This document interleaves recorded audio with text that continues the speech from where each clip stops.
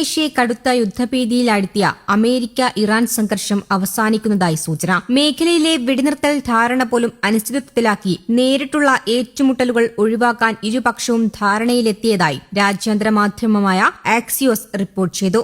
സംഘർഷം ലഘൂകരിക്കുന്നതിന്റെ ഭാഗമായി നാളെ ഖത്തറിലെ ദോഹയിൽ ഇരു രാജ്യങ്ങളും തമ്മിൽ സമാധാന ചർച്ചകൾ നടന്നേക്കുമെന്നാണ് വിവരം. വെടിനിർത്തലിന് പിന്നാലെ കഴിഞ്ഞ 2 ദിവസമായി തുടരുന്ന കനത്ത സൈനിക സംഘർഷങ്ങൾക്കൊടുവിലാണ് പുതിയ നയതന്ത്ര നീക്കം. തന്ത്രപ്രധാനമായ ഹോർമൂസ് കടലിടുക്കിലെ കപ്പലാക്രമണങ്ങൾക്ക് തിരിച്ചടിയായി ഇറാന്റെ സിരിക്, ഖഷം ദ്വീപുകളിലെ 10 കേന്ദ്രങ്ങളിൽ അമേരിക്ക മിസൈൽ വർഷിച്ചിരുന്നു. ഇതിനു മറുപടിയായി ബഹ്റൈനിലെ US 5-ാം കപ്പൽപ്പട താവളത്തിലും കുവൈത്തിലെ അലി അൽ സലീം വ്യോമതാവളത്തിലും ഇറാൻ ഡ്രോൺ ആക്രമണം നടത്തി. 2 ദിവസമായി നടന്ന സംഘർഷത്തിൽ 8 അമേരിക്കൻ സൈനിക കേന്ദ്രങ്ങൾക്ക് തകരാർ സംഭവിച്ചതായി ഇറാൻ അവകാശപ്പെടുകയും ചെയ്തു. ഹോർമൂസ് കടലിടുക്കിനെ ചൊല്ലിയുള്ള തർക്കങ്ങളിൽ താൽക്കാലിക പരിഹാരത്തിന് വഴി തുറക്കുമ്പോഴും ലബനനിലെ സാഹചര്യം ഇപ്പോഴും പുകയുകയാണ്.